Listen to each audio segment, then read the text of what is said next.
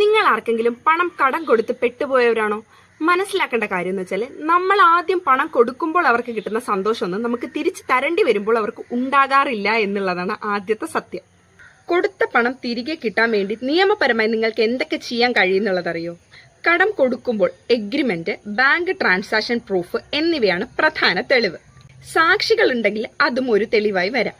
പണം കടം വാങ്ങിയിട്ട് തിരിച്ചു തരാത്ത ആൾക്കെതിരെ നിങ്ങൾക്ക് സിവിൽ കോടതിയിൽ ഒരു മണി റിക്കവറി സ്യൂട്ട് ഫയൽ ചെയ്യാൻ കഴിയും.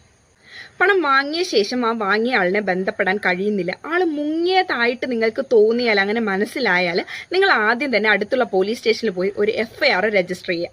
പണം വാങ്ങിയ ആള് അത് ഒരിക്കലും തിരിച്ചു തരില്ല എന്നുള്ള ഉദ്ദേശത്തോടു കൂടെയാണ് എന്ന് നിങ്ങൾക്ക് തോന്നിയാൽ നിങ്ങൾക്ക് അപ്പോൾ തന്നെ BNS സെക്ഷൻ 318 പ്രകാരം അയാൾക്കെതിരെ ഒരു ചീറ്റിംഗ് കേസും ഫയൽ ചെയ്യാവുന്നതാണ്.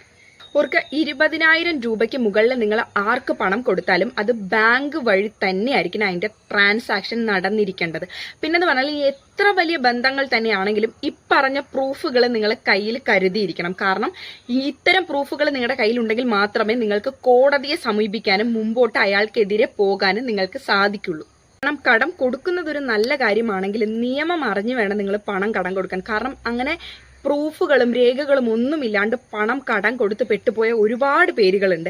അപ്പോൾ ഇനി നമ്മൾ അതിലൊരാളാകാതെ പണം കടം കൊടുക്കുന്നത് എങ്ങനെ വേണമെന്നും എന്തൊക്കെ ചെയ്യണമെന്നും എന്തൊക്കെ രേഖകൾ കയ്യിൽ കരുതണമെന്നും ഉറപ്പായും നിങ്ങൾ അറിഞ്ഞു. അപ്പോൾ ഈ വീഡിയോ ആർക്കൊക്കെ ഷെയർ ചെയ്യണമെന്ന് നിങ്ങൾക്ക് അറിയായിരിക്കും അല്ലേ? പണം വാങ്ങിയവർക്കും പണം കൊടുത്തവർക്കും കടം കിട്ടാനുള്ളവർക്കും കടം വാങ്ങാൻ പോകുന്നവർക്കും ഒക്കെ ഷെയർ ചെയ്യാം.